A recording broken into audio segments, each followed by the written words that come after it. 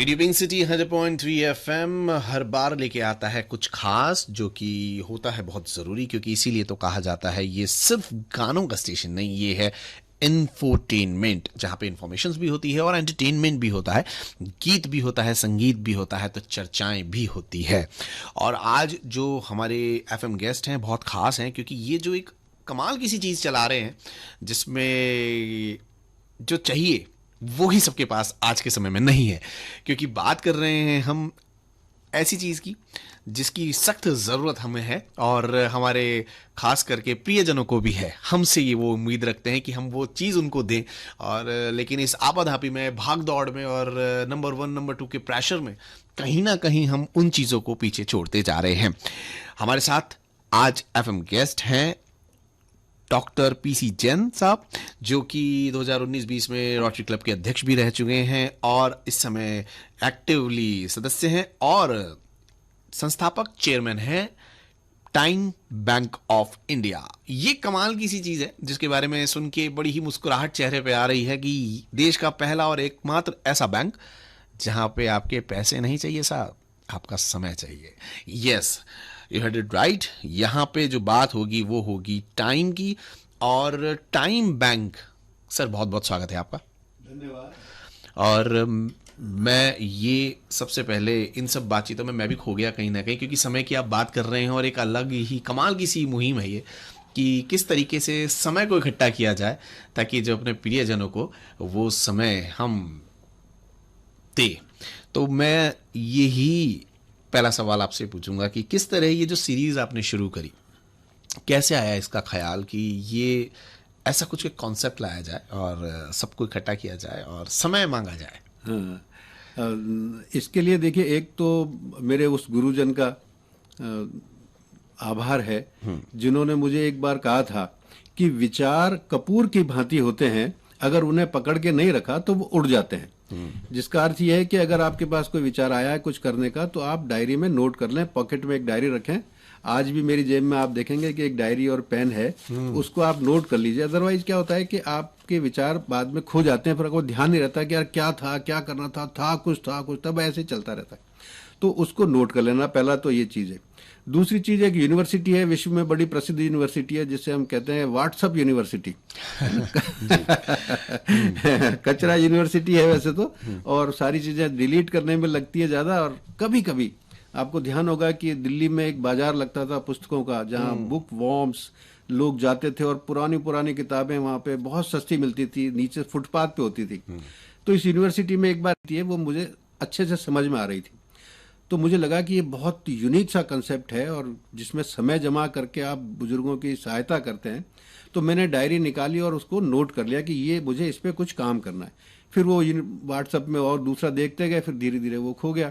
पर वो डायरी बार बार हाथ में आती थी कि मेरा कौन सा काम पेंडिंग है, तो मेरे को बार बार रिमाइंड होता था। फिर एक दिन मैंने कहा इसको कि इस पर तो आज बैठना ही है। फिर मैं बैठ के नेट पे मैंने इस पर खूब सर्च किया, देखा वाकई ये केवल यूनिवर्सिटी का कोई ऐसा फॉरवर्ड मैसेज नहीं है, रियली स्विट्जरलैंड में ऐसा कंसेप्ट चल रहा है। उसके बाद देखा कि जापान में है, यूएस में है, कई वेस्टर्न कंट्रीज में ये चल रहा है। इंडिया में मुझे कहीं पे भी नहीं मिला। फिर मुझे लगा कि शुरू करना चाहिए। अब मैं तो बैंक से रिटायर हुआ हूँ, समाज का सेवा का ऐसा बहुत ज़्यादा मेरा एक्सपीरियंस रहा नहीं, थोड़ा बहुत एक्सपीरियंस रहा जो भी हम अपने स्तर पे करते थे। तो इसको कैसे शुरू करें ये दिमाग में विचार आते रहते थे। तो कई लोगों से बात की, चर्चा की, पता नहीं चलेगा या नहीं चलेगा, देश की स्थिति अलग है, वहाँ सरकार चला रही है या हम एनजीओ के रूप में चलाएंगे तो कैसे होगा, कहाँ रजिस्ट्रेशन होता है, ये सब दिमाग में सवाल कौनते रहते थे। फिर मैं ऐसे अचानक एक दिन मैंने पेपर में पढ़ा कि पेंशनर समाज की कहीं मीटिंग हो रही है। तो मेरा जान पहचान में वहाँ पहुँच गया और आयोजकों से मैंने बीच में कहा कि साहब ऐसा ऐसा मेरा विचार है और मैं इस बारे में दो बात करना चाहता हूँ। हालांकि कोई प्रोग्राम चल रहा हो किसी का, तो कोई भी व्यक्ति, क्योंकि सब शेड्यूल फिक्स होता है, जी, आउटसाइडर को, अनजान को कोई कैसे कोई 2 मिनट भी देना चाहेगा। पर उन्होंने मुझे कहा कि ठीक है साहब, आप 2-3 मिनट में अपनी बात कह लीजिए। उन्होंने मुझे टाइम दे दिया और मैंने ये चीज़ बताई। अब सब पेंशनर थे, सीनियर सिटीजन थे, तो उनको मेरी बात बहुत अपील की। उन्होंने कहा साहब बहुत बढ़िया, आप तो अपना नंबर दो, हम आपसे बात करेंगे। तो मैंने कहा सर मेरा चूंकि 2 मिनट का समय था, मेरा टाइम पूरा हो गया है, तो आप जो है आयोजकों को मैं नंबर दे दूंगा, आप इनसे ले लेना। तो आश्चर्य की बात है कि आयोजक बोले कि नहीं नहीं साहब कोई बात नहीं, आप अभी नोट करा दीजिए। और लिटरली मैं आपको कहूं कि जब मैं नंबर बोल रहा था, मोबाइल नंबर अपना, और वो लोग नोट कर रहे थे, तो छोटे बच्चों की तरह सर वापस बताना जिन्होंने नोट नहीं किया। तो मुझे लगा कि ये चीज हिट करेगी और उसके बाद इस पे हमने काम करना शुरू किया। फिर एक चीज दिमाग में और थी हमारे, सबसे बड़ी जो कंसर्न हमारे पास में आया, एक तो ये था कि साहब एनजीओ के नाम से लोगों को लगता है कि ये पैसे तो लेंगे, क्योंकि बगैर पैसे के काम चलता नहीं है। तो हमारी भी इमेज ऐसी नहीं हो कि ये एनजीओ इस काम के लिए बन गया कि साहब ये पैसा करेंगे। तो मॉडल ऐसा होना चाहिए हमारा जिसमें पैसे की आवश्यकता नहीं हो, मतलब खर्च नहीं करना पड़े, और जो मेंबर हो उनसे भी हमें किसी तरह का पैसा नहीं लेना है, ना मेंबरशिप फीस हो हमारी, ना उसमें किसी सेवा के बदले में कोई पैसा होना चाहिए, बिल्कुल निःशुल्क काम होना चाहिए। तो ये सेवा का भावना चलेगा और इसका विश्वास भी जमेगा। एक तो ये हमारे दिमाग में था, और दूसरा हमारे दिमाग में था कि जो सदस्य हैं सीनियर सिटीजन हैं, तो वो एक सॉफ्ट टारगेट होते हैं, उनके साथ में फ्रॉड होना, उनके साथ चीटिंग होना, कोई भी बात होना बहुत आसान सी बात है जी। तो इन दो चीजों के ऊपर हमने बहुत अच्छे से काम किया। जी जी सर, किसी भी विचार के ऊपर कार्य करने से पहले का प्रोसेस होता है उस विचार का आना और उस विचार का प्रेरित करना। तो मैं आपसे जानना चाहूँगा कि ये जो एक कमाल का सा थॉट है जिसके ऊपर आप लगातार कार्य कर रहे हैं, ये थॉट आया कैसे और इस विचार ने आपको प्रेरित कैसे किया? हाँ, जैसे मैंने बताया ना कि ये स्विट्जरलैंड में टाइम बैंक चलता था, जहाँ लोग जाते थे, दूसरों की मदद करते थे और वो समय उनके खाते में जमा होता रहता था, और उसमें भी कोई पैसा उनको नहीं मिलता था, केवल समय मिलता था, और बैंक में उनका बकायदा रिकॉर्ड रहता था। उनकी जो भी गवर्नमेंट की संस्था है वो रिकॉर्ड करती थी, और जब उन्हें जरूरत पड़ती थी तो वो समय उनको दूसरे वॉलंटियर्स देते थे। तो ये समय का आदान प्रदान है, एक्सचेंज ऑफ टाइम। जैसे पहले बार्टर सिस्टम होता था, वस्तुओं का आदान प्रदान, यहाँ पे समय का आदान प्रदान है। आज समय दीजिए, कल समय आपको जरूरत पड़ेगी तो आप दूसरों से लीजिए। एक हमारे वेबसाइट पे हमने ये दिया हुआ भी है, जो एक चरपट पंजिका श्रोतम है, आदि गुरु जगत गुरु श्री शंकराचार्य का ये ग्रंथ है। जी जी। उसमें एक उन्होंने बहुत अच्छा श्लोक दिया है, यावद द्वितोज पार्जन सक्त है, तावन्नी जय परिवारो रक्त है, पश्चादवर्ती जर्जर देहे, वार्ता प्रक्षति को अपी न गेहे। इसका अर्थ है कि जब तक धन संपत्ति अर्जित करने में मनुष्य समर्थ होता है, तब तक उसका परिवार उसमें अनुरक्ति रखता है। बाद में जर्जर हो चुके देह के साथ वह इधर उधर भटकता है, घर में कोई उससे उसका हालचाल भी नहीं पूछता। और ये बड़ी दुखद स्थिति है। मैं आपको शेयर करते हुए मेरा दिल भर आता है कि इतने बुजुर्ग की जब हम बात करते हैं तो मैं 60 प्लस की बात नहीं करता जी। मैं उन बुजुर्गों की बात करता हूं जो अब शारीरिक रूप से सक्षम नहीं है, जिनकी कोई देखभाल करने के लिए नहीं है, मतलब मानवीय साथ नहीं है। नौकर चाकर हो सकते हैं, बच्चे बाहर विदेशों में हैं, वो आपको, क्योंकि आप समय की बात कर रहे हैं और लोगों को कनेक्ट कर रहे हैं, तो किस तरीके की तैयारियां रही, किस तरह ये जो एक थॉट था इसको आप पेपर पे लाए और आज जैसे हम देख रहे हैं ये फलीभूत हो रहा है? तो जैसा मैंने आपको बताया, शुरू से हमारे दिमाग में था कि हमारे पूरे देश में हर 2-3 किलोमीटर के ऊपर 40-50 लोगों का ऐसा समूह हो जो एक दूसरे को भली भांति जानते हों और साथ में आपस में विश्वास करते हों, ट्रस्ट करते हों, ताकि कभी भी किसी को कोई आवश्यकता हो तो वो पैदल पैदल भी रेगुलर उनकी देखभाल कर सके। और इतना बड़ा संगठन अगर बनाना है तो उसकी नींव बहुत मजबूत होनी चाहिए। तो सबसे पहले हमने कहा कि इसका रजिस्ट्रेशन होना चाहिए, रजिस्टर्ड संस्था होनी चाहिए। तो हमने इसको ट्रस्ट के एक्ट के तहत रजिस्टर कराया। उसके बाद हमने इनकम टैक्स में रजिस्टर कराया, ATG में और 12AA में रजिस्टर कराया। हमने इसके साथ ही ट्रेडमार्क हमारा रजिस्टर कराया। टाइम बैंक हमारा ट्रेडमार्क है और रजिस्टर्ड नाम है, कोई भी इसका इस्तेमाल नहीं कर सकता बगैर हमारे अनुमति के। इसके साथ हमने अपना जो NGO दर्पण है गवर्नमेंट का, उसमें भी रजिस्ट्रेशन कराया। यानी कि लीगल फॉर्मेलिटीज हमने सारी पूरी की। एक काम हमने ये किया।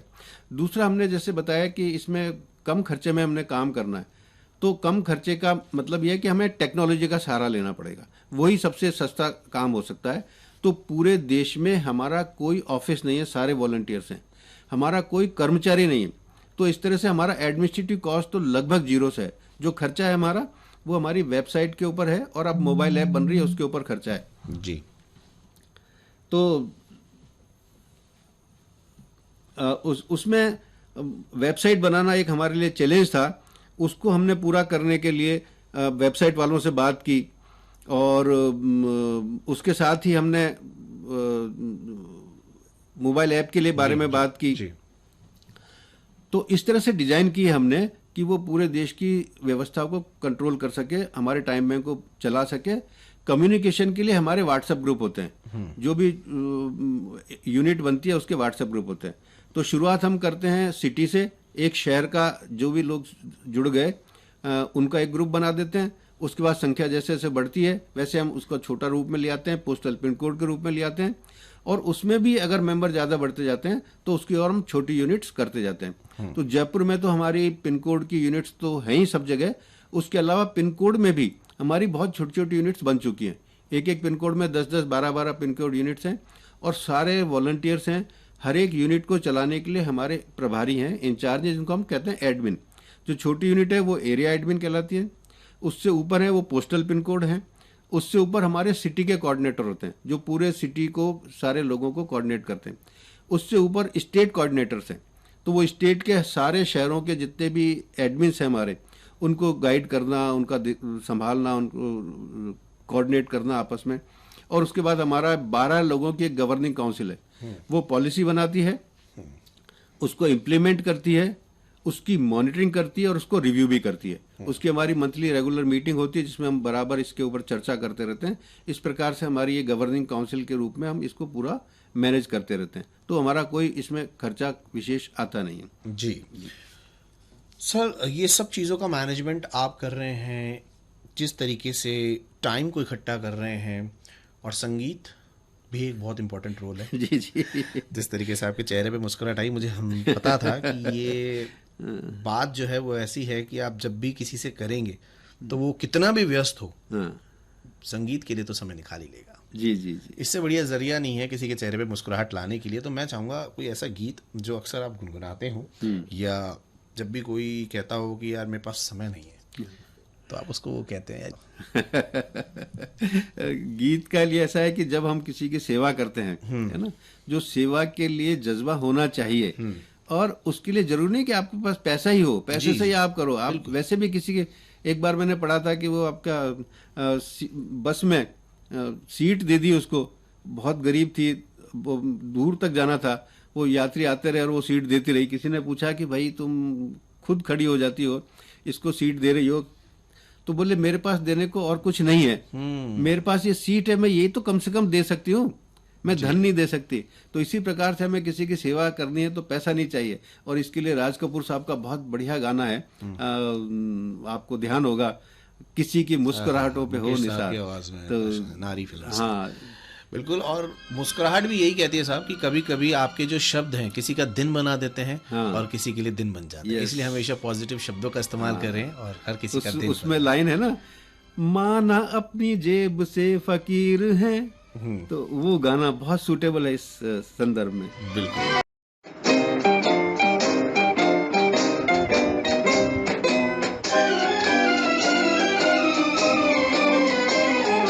रिश्ता दिल से दिल के एतबार का, जिंदा है हम ही से नाम प्यार का।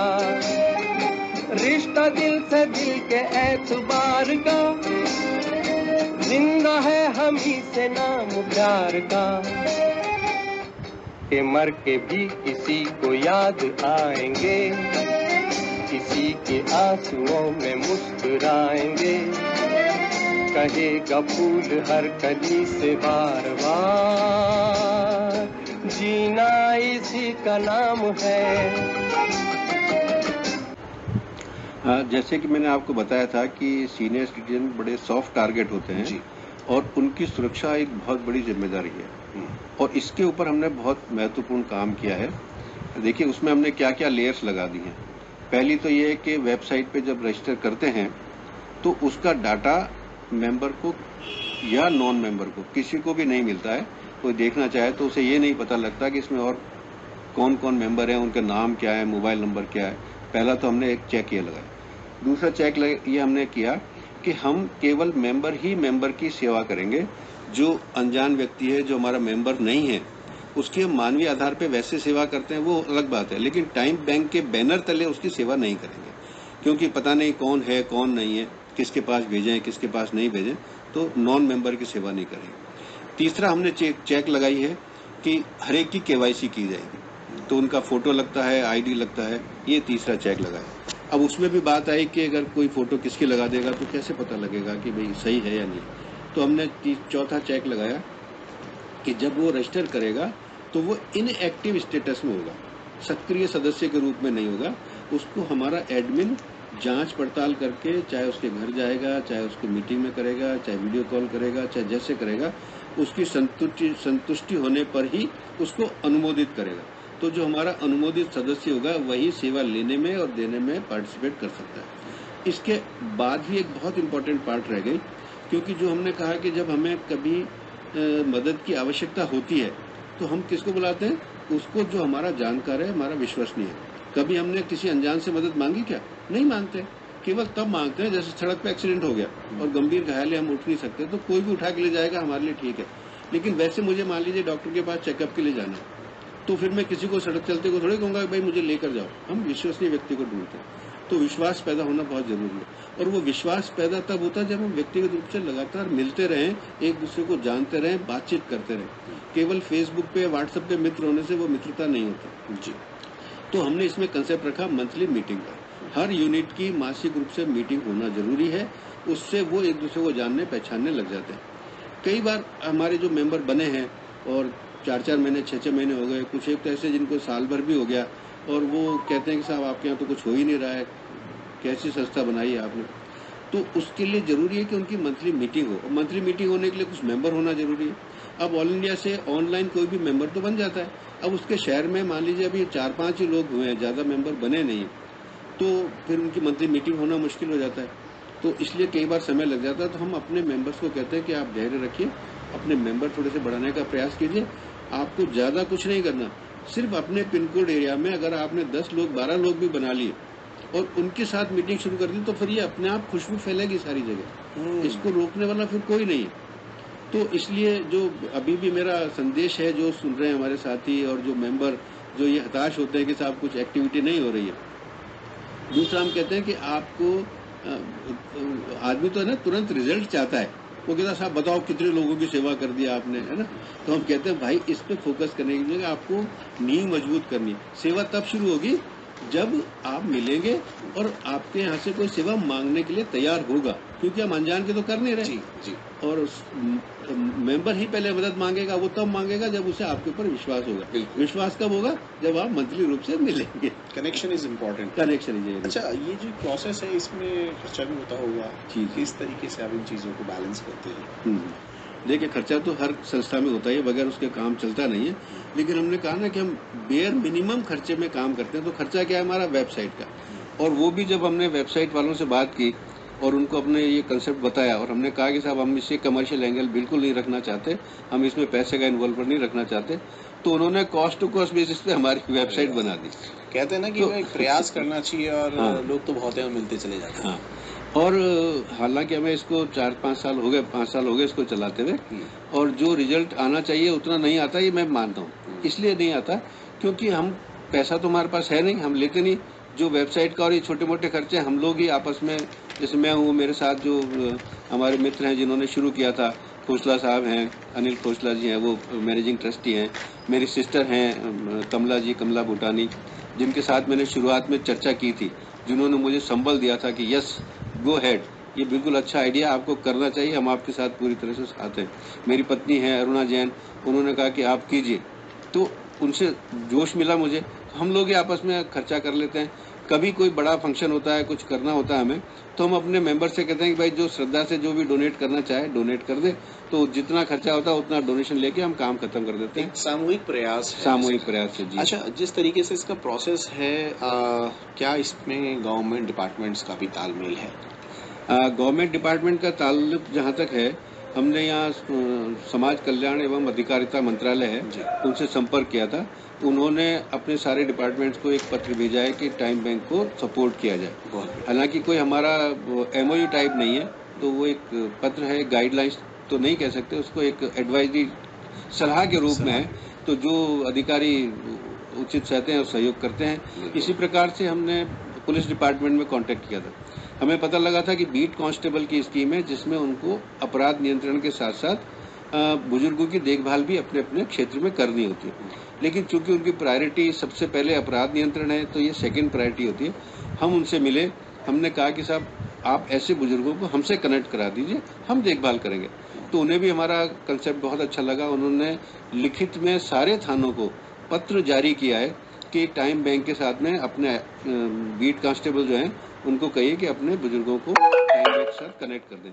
तो एक बहुत बड़ी बात है कि एक पुलिस डिपार्टमेंट इतना विश्वास करके हमें सारे थानों को ये लेटर भेज रहा है। ये बहुत अच्छा प्रयास है और जी। जिस तरीके से लहर आगे चल रही है, अब मुझे लगता है कि बहुत जल्दी हम बहुत कुछ सुनेंगे इसके बारे में भी। बिल्कुल सुनेंगे। और मैं ये चाहता हूँ कि श्रोताओं को आप क्या मैसेज देना चाहेंगे, किस तरीके से उन्हें जो ये कि सफ़र है इसको शुरू किया है उसके बारे में एक संक्षिप्त रूप से। जी जी। पहली चीज़ तो मैं सभी मेरे उन साथियों का धन्यवाद करूंगा कि जो हमारे एडमिन हैं वो हमारी बैकबोन है, वो एक तरह से उस शाखा के प्रभारी या इंचार्ज हैं और उन्हीं के दम पे सारा चल रहा है।